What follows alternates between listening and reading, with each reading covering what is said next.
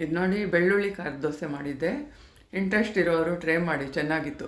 ದಿಢೀರ್ ಅಂತ ಮಾಡೋದು. ನಾನು ಚಿರೋಟಿ ರವೆ ತೊಗೊಂಡಿದ್ದೀನಿ 1 ಲೋಟ. ನೀವು ಬೇಕಾದ್ರೆ ಉಪ್ಪಿಟ್ಟು ರವೆ ಇಲ್ಲ ಬೆನ್ಸಿ ರವೆನೂ ತೊಗೋಬೋದು.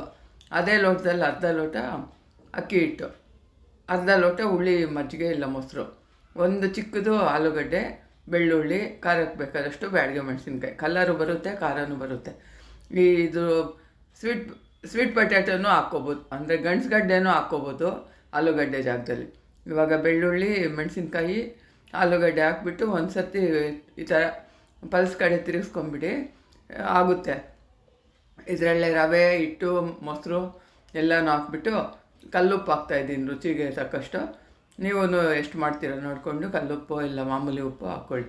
ಇವಾಗ ಇದನ್ನು ರುಬ್ಬಿಟ್ಟು, ತುಂಬ ನುಣ್ಣಗೇನು ಬೇಡ, ಅದು ಮೊದಲೇ ರುಬ್ಬಿರ್ತೀವಲ್ವ ಆಲೂಗಡ್ಡೆದು, ಇದು ಹಂಗೆಲ್ಲ ಮಿಕ್ಸ್ ಆಗೋವರೆಗೂ ಮಾಡಿಕೊಂಡ್ರೆ ಸಾಕು. ಕಾಯಿ ತಗೊಂಡಿದ್ದೀನಿ ಚಟ್ನಿಗೆ. ಇದು ಕೊತ್ತಂಬರಿ ಕಡ್ಡಿ, ಕಡಲೆಪಪ್ಪು ಸ್ವಲ್ಪ ತಗೊಳ್ಳಿ ಸಾಕು, ಬೆಲ್ಲ ಸ್ವಲ್ಪ, ಶುಂಠಿ, ಕಲ್ಲುಪ್ಪು, ಹುಣಸೆಹಣ್ಣು, ಹಸಿಮೆಣ್ಸಿನ್ಕಾಯಿ ಇಷ್ಟು ಹಾಕಿ ಚಟ್ನಿ ಮಾಡಿದರೆ ಕೊಬ್ಬರಿ ಚಟ್ನಿ ತುಂಬ ಚೆನ್ನಾಗಿರುತ್ತೆ. ಕೊಬ್ಬರಿನೇ ಚೆನ್ನಾಗಿರಬೇಕು, ಕಾಯಿ. ಇದು ನೋಡಿ ಹೆಂಗಿದೆಯಾ. ಇದಕ್ಕೆ ಉದ್ದಿನಬೇಳೆ, ಸಾಸಿವೆ, ಕರಿಬೇವು ಹಾಕಿ ಒಗ್ಗರಣೆ ಕೊಟ್ಬಿಟ್ರೆ ಆ ಉದ್ದಿನಬೇಳೆ ಮಧ್ಯೆ ಮಧ್ಯೆ ಸಿಗ್ತಾ ಇರುತ್ತೆ ಕ್ರಿಸ್ಪಿಯಾಗಿ, ತುಂಬಾ ಚೆನ್ನಾಗಿರುತ್ತೆ. ಉದ್ದಿನಬೇಳೆ ರುಚಿನೂ ಚೆನ್ನಾಗಿರುತ್ತಲ್ವ. ಇವಾಗ ಇಟ್ಟು ನೋಡಿ ರೆಡಿ ಆಗಿದೆ.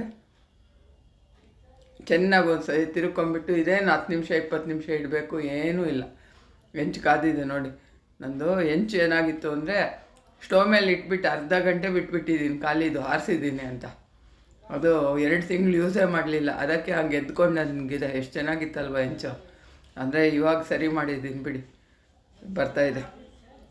ಆದರೆ ನೋಡೋಕೆ ಸ್ವಲ್ಪ ಇದಾಯಿತು. ಈ ಥರ ಎಷ್ಟು ತೆಳ್ಳಗೆ ಬೇಕಾ ದಪ್ಪಗೆ ಬೇಕಾ ಹೆಂಗನ್ನ ಮಾಡ್ಕೊಬೋದು.